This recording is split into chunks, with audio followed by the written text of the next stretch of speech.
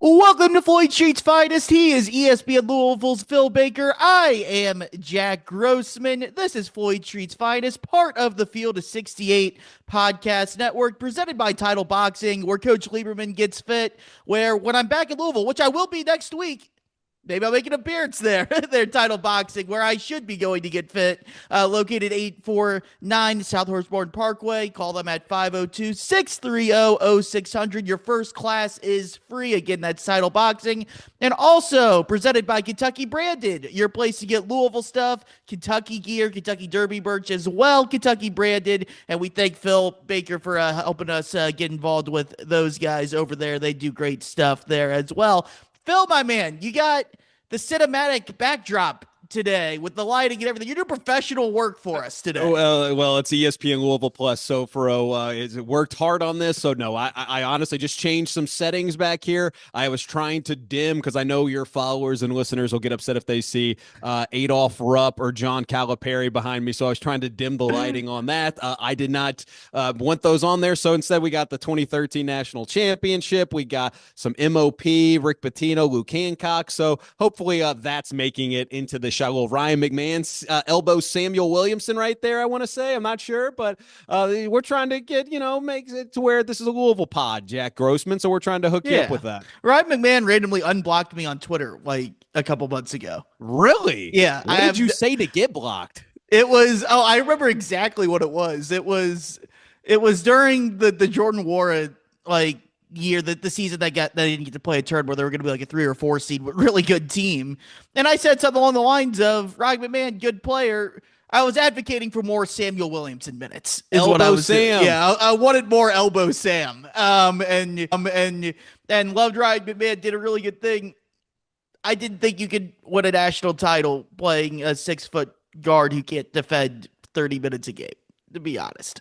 And he worked his butt off, but then ironically I ended up noticing he blocked me. And what's funny is about a month later, add him, or did he have to search out his name? I don't remember how I found out. I think someone sent me one of his tweets and I go, oh, okay, I guess I'm blocked now. It must have been that. But there was a night about 6 weeks, 2 months later, where I'm in Louisville and I'm out with our guy Cooper Hassan from ESPN Louisville Lore, and Ryan McMahon's with us, and he's buying me shots, having no idea connecting 2 and 2 together, which is just hilarious. But I forget how I found out. This must have been like 4 or 5 months ago, and we're off on a big ass tangent here. But someone sent me one of his tweets or something again. I was like, oh, I'm blocked. I'll be able to see it. I went and opened it just for shits and gigs. Whatever. I was like, oh. Guess I'm in good graces with him again for whatever the heck that's. Well, we need to cut this and send it to him. I think he's either like wealth management or financial management in Florida now, but I'm sure Cooper will get this to him. Yeah, for sure. Yeah, I'm sure. What are the best 3-point shooters of Louisville, in the last decade? Oh, can shoot the crap out of the ball. But Jack Grossman, he's takes are gonna fly if it's about his Cardinals. So I appreciate that. That's the ESPN Louisville sprinkle around here with just all the takes that are given. But could this team use him when they go on their shooting woes? Defensively, could they use Ryan McMahon? I got a feeling we're going to talk about that a little bit today. Yeah, we are. Louisville did get back on track on Saturday afternoon against SMU, and it was ugly there early, which we talk about that a little bit later, but I want to start on the positive because they played really, really well in the second half, and we saw some potentially really positive developments come out of that game for Louisville, starting with mostly Khnai Rooths and Kobe Rogers really giving you a big boost off the bench in this game. Rooths especially, that's a guy that on this podcast we've talked about, Coach Lieberman and I have talked about. Khnai Rooths has been a very hot topic the last month or so. Outside of Mikel Brown and the injury and all that stuff, that to me was the biggest thing. That was, okay, everyone wants this team to be better defensively. They want more size, want more length. They want Javon Hadley to play the 3. None of that happens if you don't get anything out of Khnai Rooths and Kason Pryor. And finally, yes, to be fair to Khnai Rooths, he missed the last couple weeks because he had the illness and apparently lost some weight or whatever it was after the fact on that. So it took him a little bit longer to get back. But the fact is, he hadn't been giving you much against legit teams all year. And for him to come up in this game, first game back after that illness, and give you a double-double, be super aggressive, crashing the glass, attacking the basket, and defensively, that's what gives you the ability. Notice how in the second half, they played Javon Hadley at the threesome. They could do that because Khnai Rooths was giving them valuable and important minutes at the four. And for me, I'm not going to sit here and say we're going to expect 12 and 10 out of Khnai Rooths every single game. That's probably a little bit foolish. But Phil, if they're able to get Khnai Rooths to play with this effort and intensity on the defensive end and not take stupid shots on the offensive end and be able to develop that trust for Pat Kelsey to give him a sizable amount of minutes against good teams, that to me gives you the flexibility and the versatility that we were expecting Louisville to have all season. Yeah, look, it was a talking point, obviously, around here at ESPN Louisville in the offseason about what some of the bigs were going to bring to the table. Obviously, with James Scott transferring to Ole Miss, there was a bunch of question marks. Obviously, Kason Pryor's role on this team coming off injury. Javon Hadley, although I think a pivotal piece of this team, a little undersized. I think we're all in agreement of that. So I think a lot of people thought somebody like Khnai Rooths was going to take that next step without knowing much about Sananda Faru, who's been at times a pleasant surprise. I think we're in agreement. He has with regressed that, a little bit lately, though. But. Exactly. Well, the Duke game, that's what I was going to get to here in a bit, too. There were some times where you're just like, oh, my goodness, what is happening? So, I mean, I think this team and Ali Khalifa's role, too, you live and die with his passing ability, but you don't really expect him to be like back to the basket, big man, back him down type of ball. So that's where it was a pleasant surprise to see Khnai Rooths back. And quite frankly, like we do injury reports around here, and it was, I don't expect that, the coaching staff to tell us like what type of illness is it, the flu and everything, but he was out for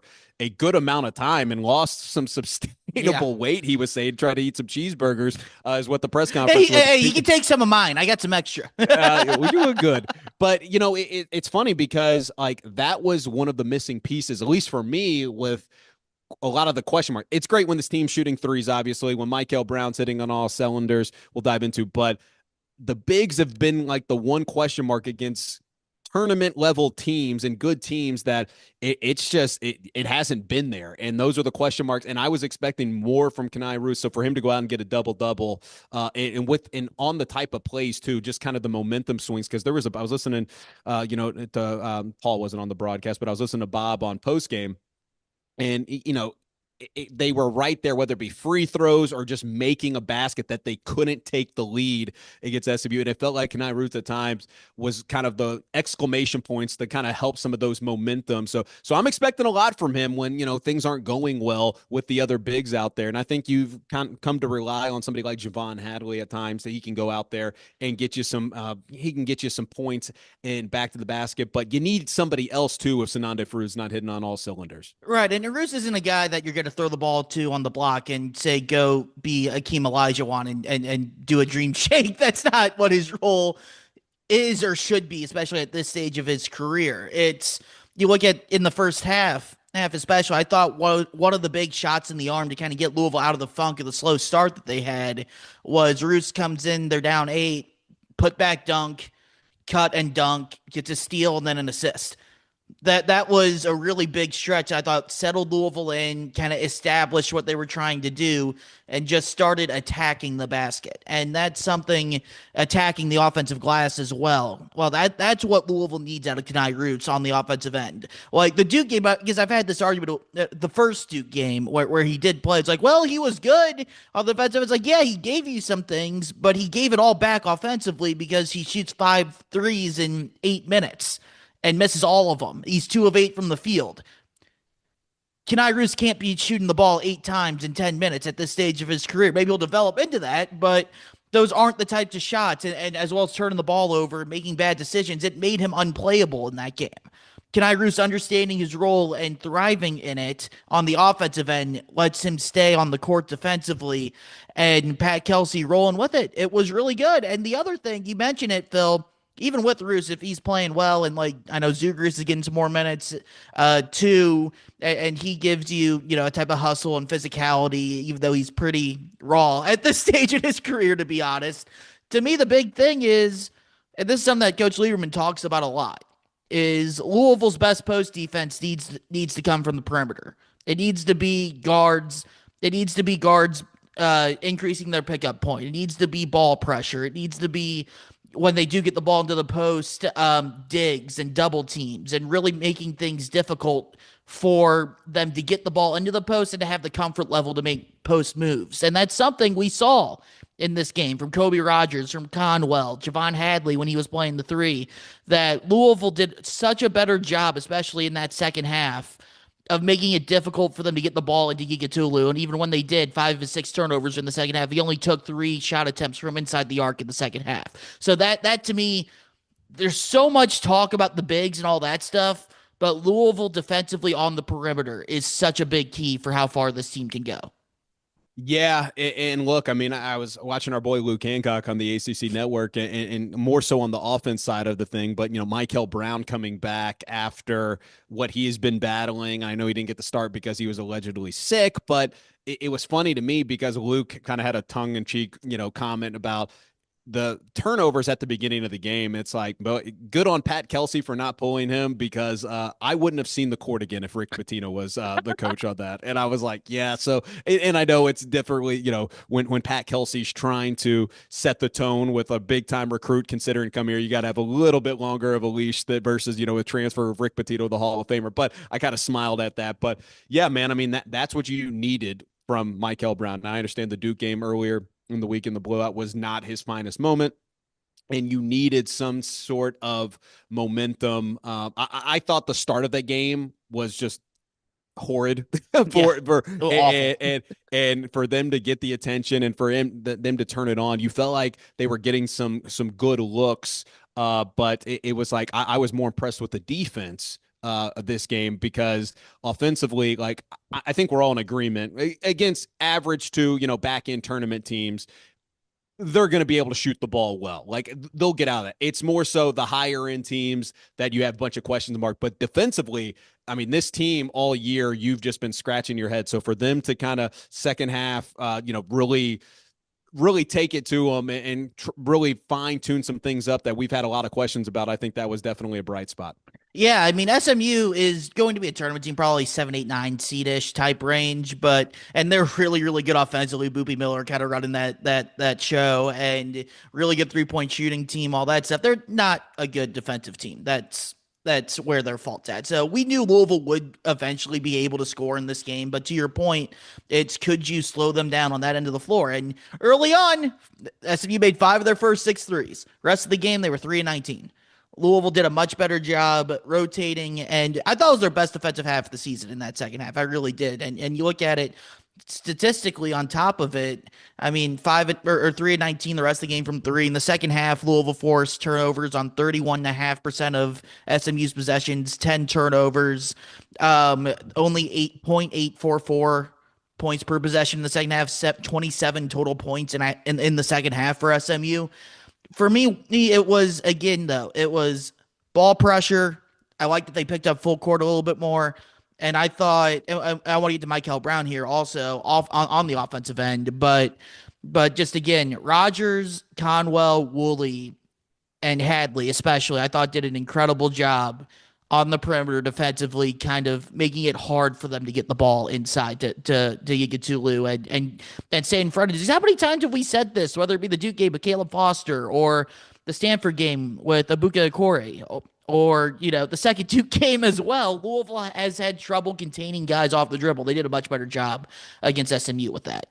Yeah, and you hit the nail on the head. I mean, defensively, I mean, this is one of this was a talking point on the Nothing But Net show with Luke and company. But I mean, forcing, like, this is one of the top assisting teams in the conference. They had 7 assists, 16 turnovers, and like, yeah, that's for a team defensively in Louisville that I still have some question marks about, but for them to turn it on and really put an emphasis on that, I mean, that's something I know Pat Kelsey was, very happy about post game. But yeah, I mean, all in all, I'm with you. Tournament team, Is it the Dukes of the conference? No. And I think we're going to, this next little stretch. I mean, I think Louisville could potentially go on a little run here with the games out there. And then obviously, you get SMU again, you get Baylor, who's not the Baylor Bowl, but still Scott Drew. NC State seems to kind of be this tricky team, but like looks definitely beatable. And I mean, then you got North Carolina. So the next few games after Notre Dame, Wake Forest, NC State, Baylor, SMU again, and then Georgia Tech. I mean, you could go on a little run here to kind of get some momentum. And then you got, North Carolina and Clemson. I mean, I think the tone here locally is that they're expecting, now that people are getting healthier, to go on a nice little run here. But I still have some question marks defensively, but it was definitely a bright spot on the second half the other night. Right. It's a confidence builder and a building block. I'm not going to sit here and declare that everything's fixed because of one game against SMU, who's a really good offensive team, but again, struggles on the defensive end. Can you have that type of effort intensity when shots aren't falling? That's a question. Can Khnai Rooths, was this a flash in the pan, or is this the dude we're going to be seeing? Can he give consistently? Yeah. Can he give you at least, again, I'm not asking for 12 and 10 every game, but can he give you 8 and 6 every game? Something like that would be really, really beneficial for Louisville. That would really open things up for them to play around with lineups a little bit more. Can you get away with playing Zugris in some of these games? Can Ali Khalifa be not a complete liability defensively like he wasn't against SMU? These are all questions, but you are right, though. The schedule really does open up for Louisville after this. Ken Palm only has them losing 2 games the rest of the year. It's the games at North Carolina and at Clemson, and those are both listed as 1-point losses right now. So those are very much viewed as toss-up games, and to where, yeah, you have a chance here to go on a run and really ride momentum going into the ACC conference tournament and the NCAA tournament as well. But Mikel Brown, you mentioned him. It's been a weird ride the last month or so with Mikel Brown, hasn't it, man? I thought, credit to him for responding. You brought it up with kind of comparing it to Luke and Rick Pitino. I think part of it also, yes, hotshot recruit, first one, you're trying to prove to other highly ranked recruits like you're going to get your chance. But also, I think Pat Kelsey knows they need Mikel Brown right if they're going to have any sort of a run come next month. Like they need him right and playing to the best of his ability. So you kind of got to let him play through some of that in this instance. And to Pat Kelsey's credit, they did. And he had that stretch in the second half. I mean, he put the game out of reach with the alley-oop to Rooths from basically half court, hitting a 3, the touch pass while in the air to McNeely for a 3, and then that drive he made off a pick and roll where he makes the cross-court pass to McNeely in the corner. These are 4 straight possessions, by the way. It took the lead from 8 points to 15 points. It was a 9-2 run that basically ended the game. But the pass he made from, what was it, 10, 12 feet out on the wing to the corner where it goes over the arms of 3-4 outstretched defenders of SMU, like, that's why that dude's going to be a top 10 pick, man. Because not many dudes can make plays like that combined with the half court alley oop and being able to drill the 3 ball like he can. Yeah, I mean, look, it's always like we've talked about this in the past, and whether it be a lottery pick or NBA or top recruits, it's why I've we can get into this in a little bit for future recruits, but there's a reason why they're projected top 10. Like it looks different. I mean, it just does. Like, and he's out there. And look, I mean, a lot of people, we went through the text line here at the station and just searched Mikel back, and just all these takes that were given of texters saying like, he's not really hurt. He wants more NIL. And it's like, dude, like I couldn't imagine. Like, I threw my back out just bringing in the groceries like a few months ago. To be a high-level D1 athlete that is going to have millions of dollars thrown his way in the very foreseeable future, it's like, guys, like sometimes maybe it's just that. Maybe it's not this tinfoil hat. I know what's happened over the course of the last. You enjoy being the tinfoil hat guy too. I do. Well, Strebel does, but that's for Weird Wednesday. But it's just so bizarre to me because it's like here, and rightfully so. They've been through a lot. It's like they're scared to have nice things here. It's like, I understand this comes with the territory, but like, there's individuals that when you see it, it just looks different. Now, I understand to start the game with Mikel Brown, some of the turnovers are like, okay, like tone it down a little bit. But when it's on. And I'm with you. If you have any desire of being a second weekend or making any sort of deep run in March Madness, in my opinion, it's contingent on what he can do for this team and hitting on all cylinders. It's great. As great as Ryan Conwell is, and when Isaac McNeely's hitting threes, and Khnai Rooths can get you a double-double, or Javon Alley's there, I think this team is going to only go as far as Mikel Brown can take it. That's just me. Yeah, no, I'm with you. I mean, yeah, Ryan Conwell can win you games. Mikel Brown can win you can win you tournaments. That's and I'm not sitting here declaring that Louisville's going to win the NCAA title or anything like that. I But you have a don't think chance. that You have a chance with yes. Yeah, if Mikel Brown plays well, you got a chance at any game you play. And he's got to prove it. Obviously, he struggled in the Duke game. He struggled in the Kansas exhibition. He's got to prove it against top talent, just like everyone else on Louisville has to. But that's just a different breed from what you see. Now I want to ask about, because it wasn't a good start for Mikel Brown. It wasn't a good start for anyone on Louisville. I mean, you fell behind 14-4, 12 points early. This is a little bit of a concerning trend. Obviously, the Duke game, you started off really poorly as well. The Virginia game, you started out down 14-0. Are you concerned at all that we've had 3 games here and kind of this problem develop, got to pop up out of nowhere? Because Louisville's been a really good, fast starting team most of the season. But we've seen 3 games now in the last 3-4 weeks or so where Louisville struggled to do that. Is that anything to worry about on that end? I mean, yeah, like, because you've seen it. I just don't understand, because like when you do see that pop and when they do put it together, it's just to have that sense of urgency from the beginning. Now, I don't want to sit here and say when shots aren't falling, they don't have that sense of urgency, because I am a confident, I have confidence this is a good shooting team. But yeah, man, I mean, the narrative's out there. Like SMU, it's not a brand, but as you alluded to, it's a tournament team. But I think people, with what was sold in the offseason, in the roster makeup that was there, in the, whether it be national or local media, thinking that this roster was going to have the pieces to contend for a Final Four, I think that people are cautiously optimistic when you beat an SMU team, but you haven't done it against the Dukes of the league. And that's why I think you're going to have an opportunity if KenPom is in fact right and you get it together. You don't have to worry about these average or below average teams. It's the Clemsons, the North Carolinas. Can you get Duke again in the tournament, the ACC tournament? That's where I think people will really buy into this, because the slow starts, I do kind of buy into it, because when things aren't falling, like there's been a couple instances, and I'm glad you brought up Kobe Rogers earlier, because I think he is he's a pivotal role on this team. I think he's a serviceable backup point guard when somebody needs some minutes. But there's been some instances throughout the season, and this isn't just the pick on him, that when the shots aren't falling, and granted, this is when Mikel Brown was out, but when the shots weren't falling and Ryan Conwell, they couldn't get the ball to Ryan Conwell, it's like they didn't know what to do. And I think that's something that, heading toward March and conference tournaments, hopefully that gets figured out with a full healthy roster now that Khnai Rooths and Mikel Brown are back in the rotation.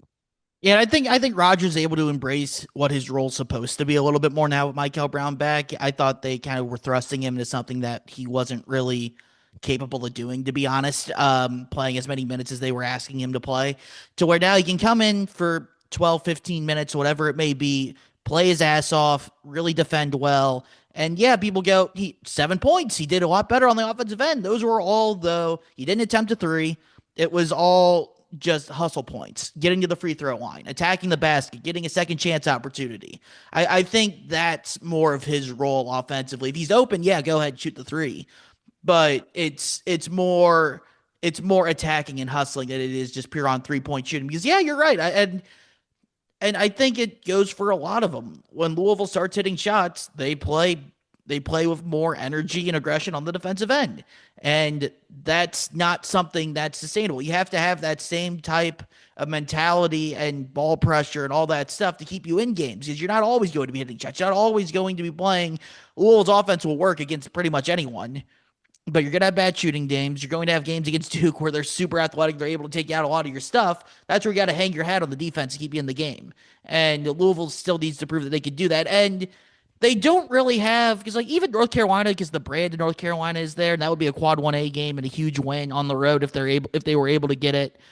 But I mean, like, even if they were to beat North Carolina or Clemson or go to SMU and win, that I don't know how much that solves the question. Now, if you go out and win all these games and you go like how many games do I have left? 8. You go like 7-1 the end of the season, people be feeling pretty good. There's still gonna be that question out there of okay, what happens if you play a Duke again? What happens if you play a Virginia who's a top 15 team in Ken Palm? Again, you still have that question of can you beat these top of the line teams that are quite frankly, I think Carolina's good. I think they have the best. There's a gap between Duke, though. Yeah, yeah, and they have a really great front court, and that presents a lot of challenges for Louisville. We'll see what happens there. And Caleb Wilson's a stud, but they're not the same level as the Dukes, the Arkansas that Louisville's played. They're just not. So I don't know if you were to win that game, if that shuts everyone else up, unless you're just completely on a roll and you're winning every game you play, which Louisville very well could be doing. The Miami game at the end of the year is tricky too, because Miami's got a lot of size, they got athleticism, and they play a style of basketball that can give Louisville trouble down there in Coral Gables as well. Yeah, no, I was just looking through. That was actually funny. You just brought that up. I was like on the ESPN app, and I'm like in March or February, and I'm like, did they not play Miami this year? Last game of the season, Yep. as you alluded to, 2 o'clock on ESPN. But yeah, I mean, like that. Yeah, you're right. The brand of North Carolina, although it would be a great win, and obviously it's just different than I think we're all in agreement with what Duke is right now, and just being one of the best teams in the country. So yeah, man, I'm with you. I think with what was sold in the offseason, and I'm hopeful with the team and the roster now getting healthier, whether that be at full strength and utilizing Khnai Rooths and utilizing Mikel Brown more. I'm hopeful that there'll be some instances where you can see what the full Death Star was supposed to be, as you head into that. Now, I know. So, like, you tell me, you're talking about March, like with this team and what you've seen thus far. We're at February 3rd right now. I mean, what is your expectation when it's hitting on all cylinders? I understand the other team's trying to, but what is Right. Jack Grossman's expectations for this team when they're hitting on all cylinders? Because you Well, alluded to it a little bit with like they could make a deep run with Mikel Brown. I think they can be a second weekend team, but a lot of it depends on what happens the next couple of weeks. 'Cause I think Louisville, and I'm not the first person to say this, I think Louisville's very matchup dependent on their draw. Like if they're a 6 seed right now, um, let me just pull up a bracket somewhere. See, good old Yeah, bracket DeCourcy matrix. just he just DeCourcy put one has up one. there. Just He just put one up. Yeah. whatever you want to use. Everyone has their own bracket. Let me just put this down. I'm gonna search bracket matrix. No, Real I got quick. you. Okay, Or you got I got. DeCourcy? Yeah, show me DeCourcy's. I'll get DeCourcy. So he just put this out about an hour ago. So as of 2 hours ago. So he has Duke as a 1 seed, UConn. He has Louisville as a 7 seed against 7-10 game against USC is what he has as of an hour and a half ago, which I don't know, with Connecticut, the number 1 seed in there, Houston, the 2 seed. Right, like Louisville's not beating Houston. Yeah. Like, just looking at it, Louisville, the next couple weeks here are huge because right now I know DeCourcy, you just said has a 7. Bracket Matrix has him as a 6. Fielding the 68 had him as a 6. Um, my guy HOH Bracketology HP that we had on last week had him as a 7 at the time. If you're in the 6 or 7 range and you're playing a team like a Houston, like an Iowa State, like a Michigan State, like a Gonzaga in the second round, I don't think Louisville can beat those teams.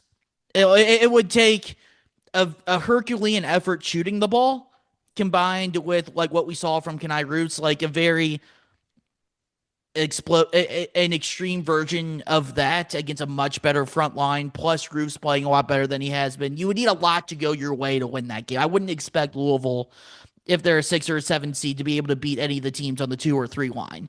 But if you can get to that 4 or 5 game, that's where I'm looking at, okay, can you beat, if you can get to the 4 line, can you beat an Alabama, it's funny actually looking at it. Just the Well, four because and because five. DeCourcy That's what has I'm looking at on bracket matrix. The five seeds. The three of them are Virginia, Tennessee, and Arkansas. Three teams that Louisville's lost to yeah. already. Yep. So DeCourcy has Purdue a 4 seed, Tennessee is a 5 seed. They have Clemson as a 5 seed. Texas Tech is a 4 seed. He has Virginia as a 5 seed. Florida, the defending Yeah, national can I champs, just as a say four that seed. college basketball is so damn good this year that Oh, it's great. that we have like Florida and Texas Tech, Kansas and BYU is projected like 4 seeds. Yeah, Like those four Carolina and teams are four BYU. seeds. Come Yeah. on, So that's okay. insane. So that's my next question. We kind of talked a little bit about here. So right now I Yeah. alluded to DeCourcy. I think we're in agreement across the board. The bracket matrix, the DeCourcy's, all the bracketologists. If Joey Brackets updated his, and he has Wi-Fi in the bunker, hopefully he updated that. But 7-6 is kind of where they're teetering around right now. What is their ceiling? Because I contend I don't think they could, and it's being generous. I don't think you can get past a 4. I would Right. venture to say 5 is probably the ceiling right now with what's in front of them. Yeah, I would say this is one of the things we talked about last week with Ethan Robertson, HOH bracketology last week. But kind of what we went back and forth on was if Louisville kind of does what Ken Pom thinks they're going to do and goes on a bit of a run here, maybe steal one of those 2 games against Carolina or Clemson, that 4-5 range is about as high as I think they could get. Because I don't think, unless they were to go out and win the ACC tournament and get wins over, let's say, Carolina, Virginia, and Duke along the way, I don't think they'll get up to a 3 seed. I just think the sport's too good. There's too many good teams around them. That's a lot to have to climb. And Louisville, unless they were to beat Duke in the ACC tournament, aren't going to get chances to get that top of the line quad 1A plus, whatever the hell you want to call it, top tier win against a team like a Duke. Or like we're looking at the 4 seeds right now. I mean, BYU, I don't know if they get Arizona again. I don't think they've played Houston yet. I don't think they've played Iowa State yet. Those are just wins that aren't available for Louisville. Right. Because one, they've lost the games that they've had those chances in, and two, the ACC is much, much better than it has been. But outside of Duke, there's still not another team that's like, okay, that team can make a Final Four and win a championship. So I really think right now, looking at it deeper, my herky-jerky reaction was like kind of Sweet 16-ish, maybe Elite 8 if the bracket falls apart for you. But I'm thinking if you can get to a 4-5 game and get the right matchup, like if you're playing Alabama the way Alabama's playing right now, I think Alabama's probably going to be lower than a 5 seed at this rate, but we'll see if they can kind of get their stuff together. I think you can beat an Alabama. I think, the Arkansas is incredibly Jekyll and Hyde, like we saw against Kentucky over the weekend, and taking the Calipari Kenny Payne angle out of it, I think that is a team that is beatable, especially if they play a bad game. I think you can make a Sweet 16, but right as of now, expect him to probably be in that 5-6 line. I think it's a win a tournament game, and it's going to be tough to do a lot more than that, which is not where Louisville fans expected to be before the season started. Well, and that kind of brings me to the next discussion. It's year 2, Pat Kelsey. Obviously, nothing's happened coming off the heels of a coach of the year in the ACC with the turnaround that's there. But it's like the tone here locally. Didn't Shire win Coach of the Year? Like, wasn't that the whole thing? Everyone got pissed at that. No, Pat Kelsey did. Okay, Pat Kelsey won. Yeah, he won the ACC Coach of the Year, but everyone was upset because Shire didn't win. All right, that's what it was. That was what it was. But they're like, but the turnarounds. I mean, they got it right.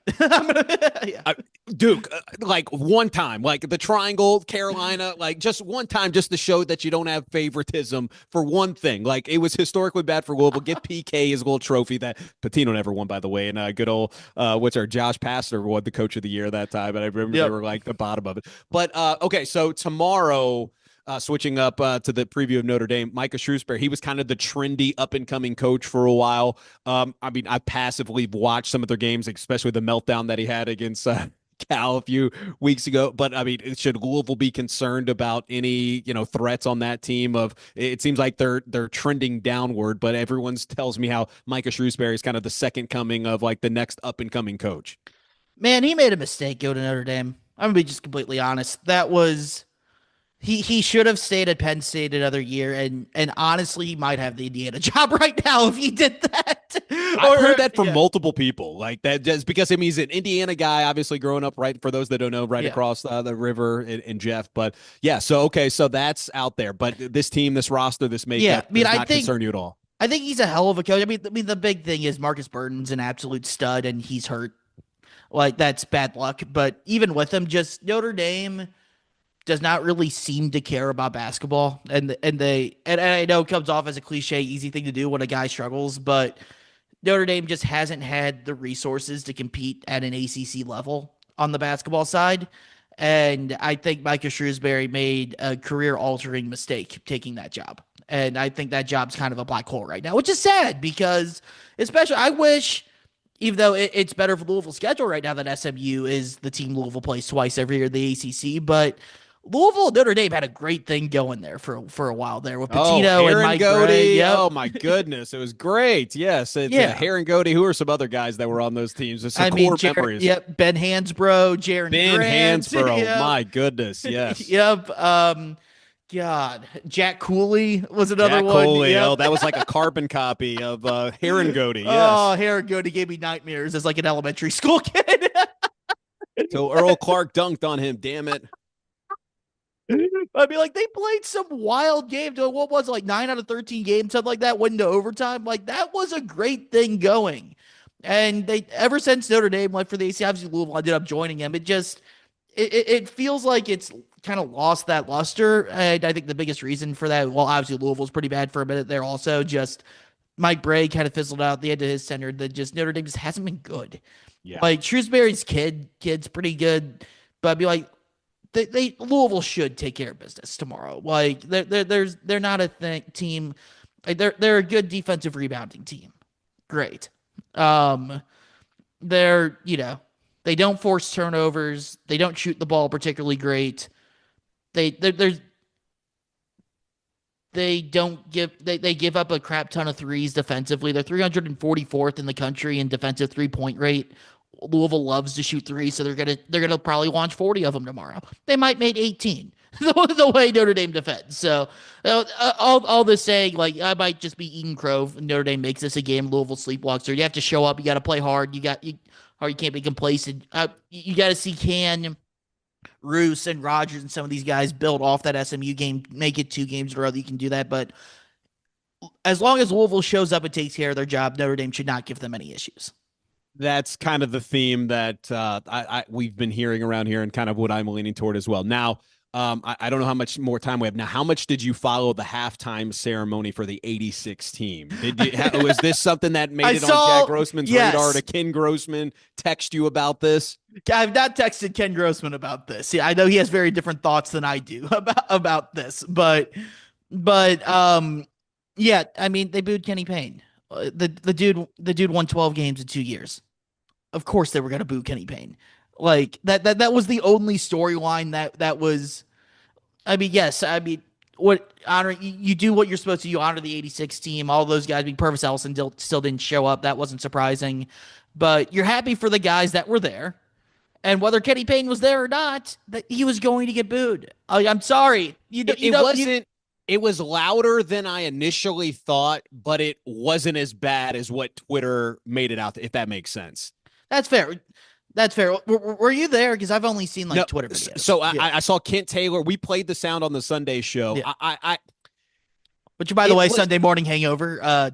Ted to noon Sunday. Yes, shameless plug. I appreciate yes. You're better at that than I am. But it's one of those things that I saw it from Kent Taylor of WLKY put it out there, and you knew that there was going to be some of those fans. Hell, some of them are in this building. And I get it. And I'm not going to tell people how to fan. Like, I mean, it was historically bad.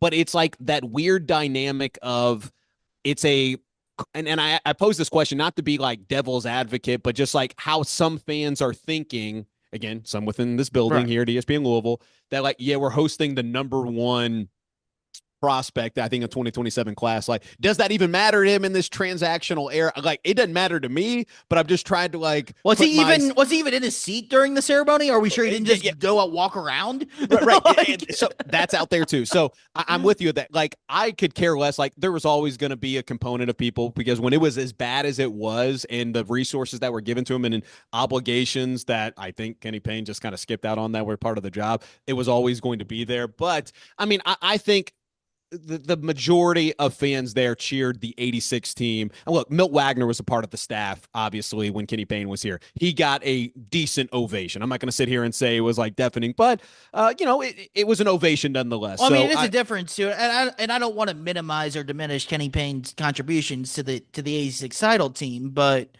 outside of Purvis Ellison, Milt Wagner is probably the most memorable player on that team. right. It's either him or Billy Thompson. Well, it's And one of Billy those. Thompson got a very nice ovation there. So I think you can separate the two. And I think the wound's still a little fresh with just how historically bad it was. And then obviously the components of, not fulfilling some of the donor obligations and coaching obligations that I'm sure kind of just are kind of rumors out there, but I think have warranted more substance in recent years as the more and more comes out of like just kind of what went wrong with that. But yeah, I mean, I think there was a discussion who will be back first, Rick Pitino or Kenny Payne. I would say Rick Pitino without a question. Unless ESPN does what they should have done 2 years ago and schedules Arkansas at Louisville in the ACC SEC Challenge, which I'm hoping they do next year because that would be quite a scene with not just Kenny Payne but with the Calipari aspect as well. Then it will be Patino. I mean, Patino's been on videos. Like I remember when they retired Russ Number like 4 or 5 years ago, he was on the tribute video. When they honored the 2013 national title team, he had a recorded video. Like Patino will be there.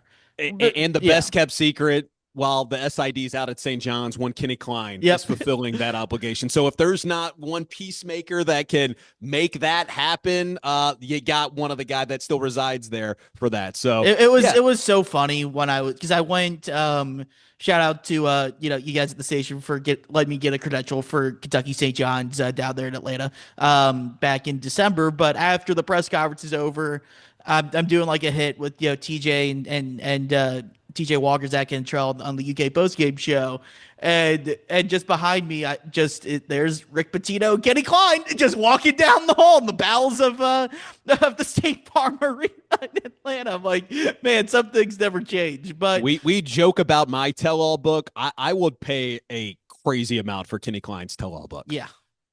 Boy, it would be incredible. But on the topic of Kenny Payne, though, and I'm very much like I'm the historian type guy. I love going back in sports history, Louisville basketball history. How pretty much every paper I wrote in elementary and middle school, like you do like the research article, it would be or the feature article, whatever the heck it was called. It would be History of Louisville Basketball by Jack Grossman. Let's go through. I probably did that at least 4 or 5 times in school. So I very much appreciate it. I love it, respect it, all that stuff. But for people my age, and I'm, again, on the more extreme side version of it, of go, yes, he was a player on that team and all that stuff. But for people my age, we don't have the first-person experience or the memories of that team winning the championship. You can go read about it, watch games, and I've done all that stuff. But for my generation, the thing that Kenny Payne's always going to be known for, and it's unfortunate, but it's true, is the fact he took the job and he won 12 games in 2 years. And it was as big of a mess as it'll ever be. So, yes, he made great contributions as a player. He was a role player on a team that won a national championship.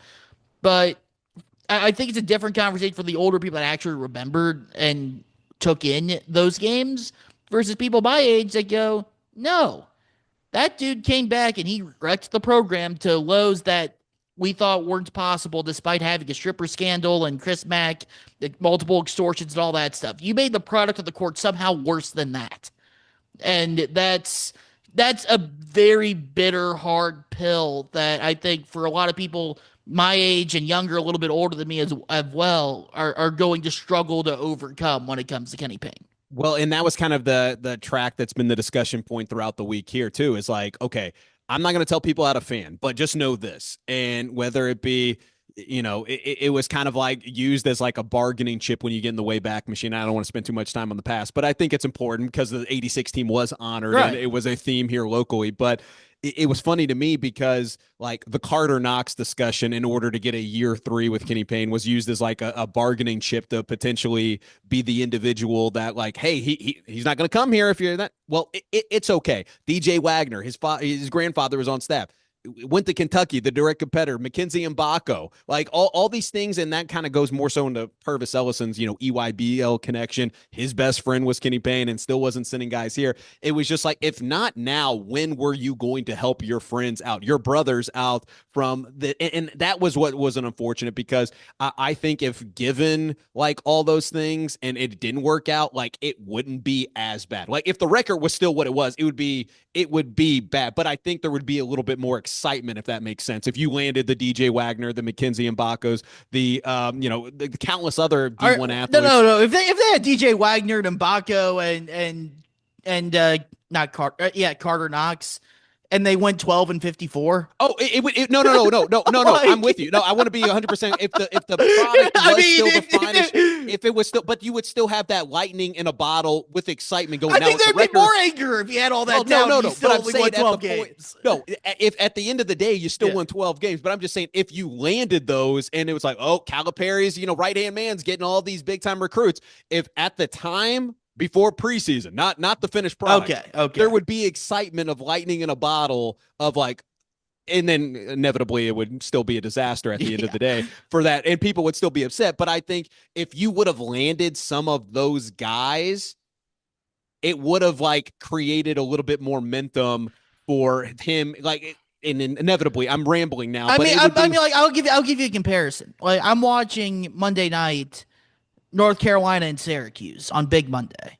And Syracuse, and it's sad because I miss Syracuse being a really good basketball program. I miss Pittsburgh being a really good basketball program. I miss Georgetown being a legit basketball program. I just miss the old Big East. I'm going to be completely honest.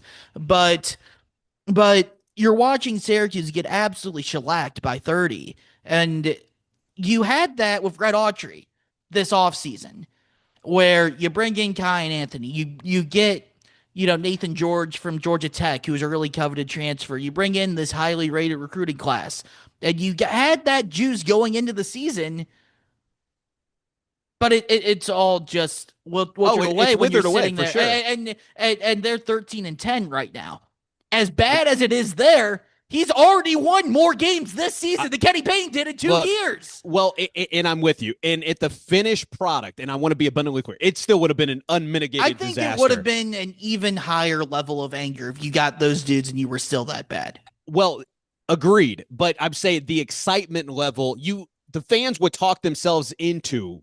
Because that was the whole thing. But that doesn't do anything for you if you don't have results on the court. Well, of course, that's the thing. They did billboards with John Calipari and Jumpman Josh, players that they had on billboards around the city, making it seem like they never went to Kentucky or Oregon. Like they were trying to lean into, you were going to get these NBA guys with that. So my point being, the fact that they never landed those guys, you're right. It would have been 100 times amplified if you still had that finished product, but there at least would have been excitement because the narrative was they were lazy. They weren't going over to across the pond to recruit the DJ Wagner when the crystal ball was out there that he was coming here. God, we're getting down a diatribe of like 3 years ago, but it's just so funny to me and compelling because you'll never know. Like all we hear about is how they weren't given the opportunity prior during the Pitino era to, get access to the pro. Well, now you have access to the program and you get the ability to get some of the recruits from your best friend, Purvis Ellison at EYBL,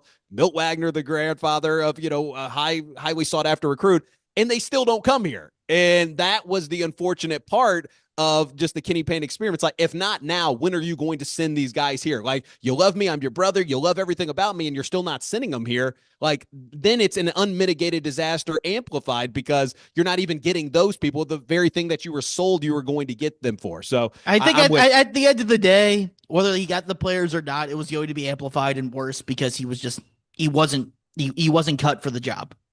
Oh, he had to be Yeah. convinced. He Yeah. didn't. Yeah, no, I'm with Yeah. you. I mean, So whichever way you would have got there would have been the same.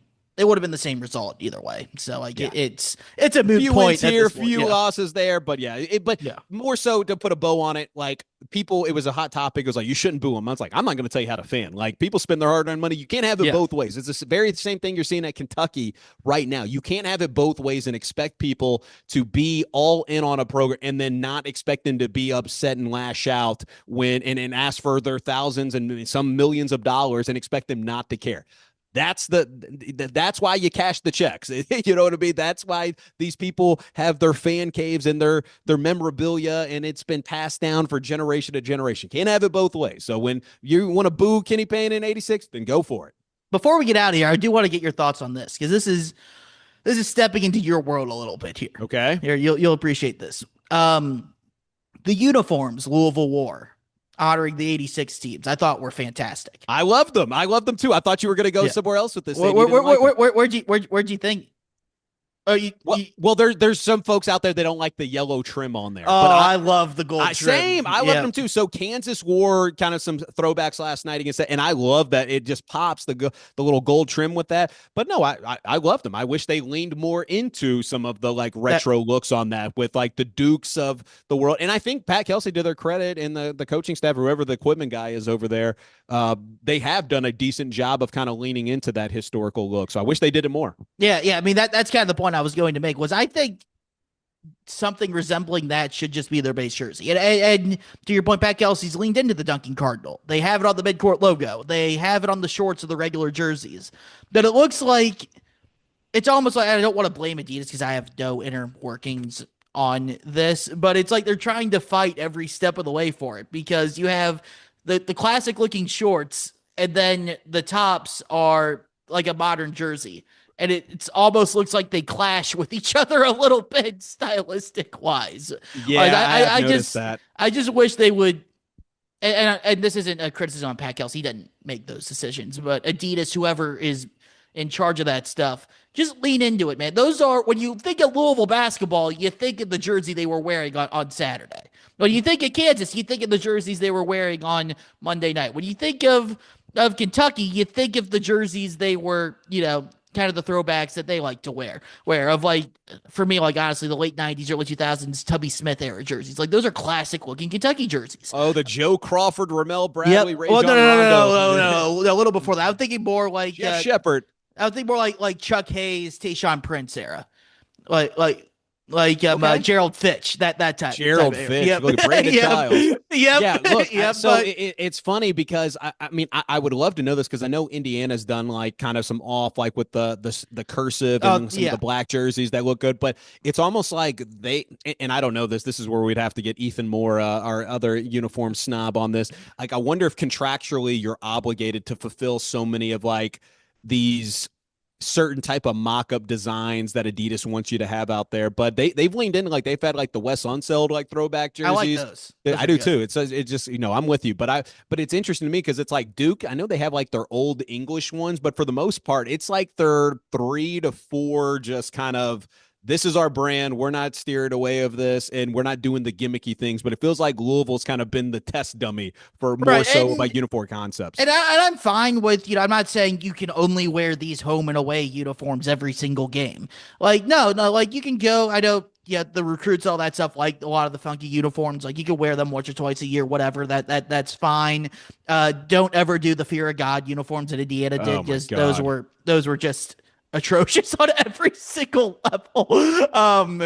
But like Indiana, like you don't need to go full on to Indiana where you play 30 games and 28 of them you just wear the classic home and aways. You can play with up to like 80% of the time though. Like your base home away alternate, red, black, and whites should resemble that kind of classic feel. Because I think, to be honest, until proven otherwise, you come out to a jersey that's better than that, yeah, I'll say go ahead and do it. But they've been doing this for 30 years now where they wear a different jersey every year, and they've yet to find one that's actually better than just what they wore in the 80s.